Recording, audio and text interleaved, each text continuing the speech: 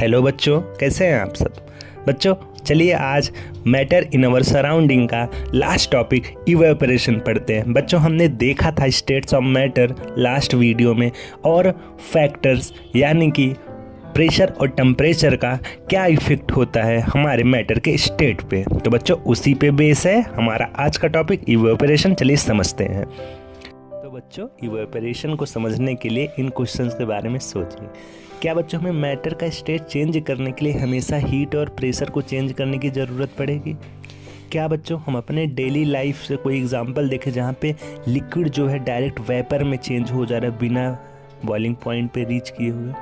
हाँ बच्चों, अगर आपको समझना हो तो एक दिन आप वाटर को अनकवर्ड छोड़ दीजिए और आप ऑब्जर्व करेंगे कि उनके पार्टिकल्स जो है ना वो स्लोली वेपर में चेंज हो जाएंगे। या बच्चों सबसे आसान तरीका सबके पास होता है कि हम कपड़े सुखाने के लिए जब छत पे डालते हैं ना वो सूख जाता है। ठीक है बच्चों, तो यही होता है इवेपोरेशन। ठीक है बच्चों, we know that particles of matter are always moving and never rest. ठीक है बच्चों, किसी भी मैटर का पार्टिकल कभी भी रेस्ट पे नहीं होता, वो हमेशा मूव करता रहता है। ठीक है, तो किसी भी मैटर का एक गिवन टेम्परेचर पे उनके पार्टिकल्स ना बच्चे एक काइनेटिक एनर्जी को प्रोसेस करके रखते हैं। अगर हम लिक्विड का केस लें तो इनके पार्टिकल जो सरफेस पे होते हैं उनके पास काइनेटिक एनर्जी थोड़ी हाई अमाउंट में होती है। तो इससे क्या होता है बच्चों, उनके जो पार्टिकल्स होते हैं ना आसानी से जो फोर्स ऑफ अट्रैक्शन है उसको ब्रेक करके वेपर में चेंज हो जाते हैं। इसी फिनोमिना को हम इवेपोरेशन कहते हैं। क्या होता है बच्चों, this phenomena of change of liquid into vapour at any temperature below it's boiling point is called evaporation. बच्चों बिलो इट्स बॉइलिंग पॉइंट, इसको आप याद करके रखो। अब बच्चों फैक्टर्स अफेक्टिंग इवेपोरेशन, तो बच्चों इसमें 4 फैक्टर होते हैं। पहला होता है an increase of surface area. ठीक है बच्चों, हमें पता है सरफेस एरिया इंक्रीज करने पे इवेपोरेशन का जो फिनोमिना होता है वो भी इंक्रीज हो जाता है। ठीक है बच्चों, सेकंड होता है एन इंक्रीज इन टेम्परेचर।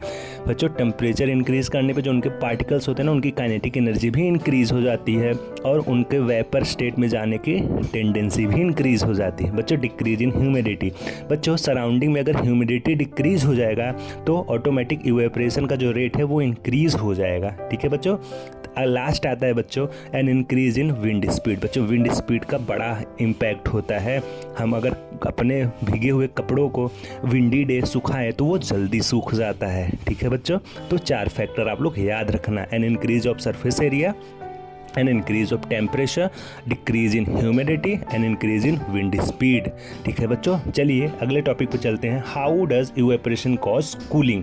बच्चों होता क्या है ना, इवेपोरेशन जो होता है ना, जो सराउंडिंग में ना किसी भी मैटर के कुछ ना कुछ एनर्जी होती है। तो इवेपोरेशन के दौरान जो पार्टिकल्स इवेपोरेट होते हैं ना वो सराउंडिंग में जाकर उस एनर्जी को एब्जॉर्ब कर लेते हैं और जब एब्जॉर्ब कर लेंगे तो वो कूलिंग हो जाएगी। ठीक है बच्चों, अगर हम एक क्वेश्चन देखें, बच्चों हम समर में कॉटन के क्लॉथ क्यों पहनते हैं? बच्चों इसका रीज़न है क्योंकि बच्चों समर में हमारी बॉडी ना परस्पायर बहुत ज़्यादा होती है। ठीक है, हमारे बॉडी से पसीना बहुत निकलता है।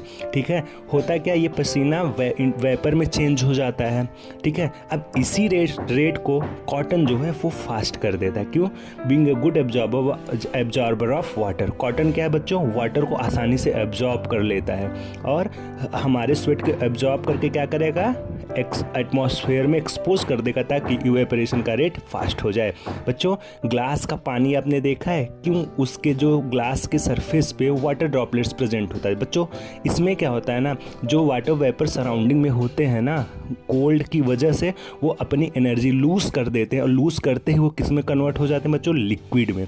याद रखना बच्चों, गैस वेपर स्टेट में जो सराउंडिंग में वाटर होता है ना वो क्या करेगा, जब कोल्ड सरफेस के कांटेक्ट में आएगा तो वो अपनी एनर्जी लूज कर देगा और एनर्जी लूज करने के बाद वो ग्लास के सरफेस पे आके अट्रैक्ट हो जाएगा। तो बच्चों इसी वजह से हमें वाटर के सरफेस पे वाटर ड्रॉपलेट्स दिखाई देते हैं। तो बच्चों इतना ही कॉन्सेप्ट है, आप लोग याद रखिएगा। ये चैप्टर ख़त्म हो गया। ठीक है बच्चों, इवेपोरेशन। ठीक है, लिक्विड का वेपर फेस में चेंज होना ही होता है इवेपोरेशन। ठीक है, चलिए मिलते हैं अगले टॉपिक पर।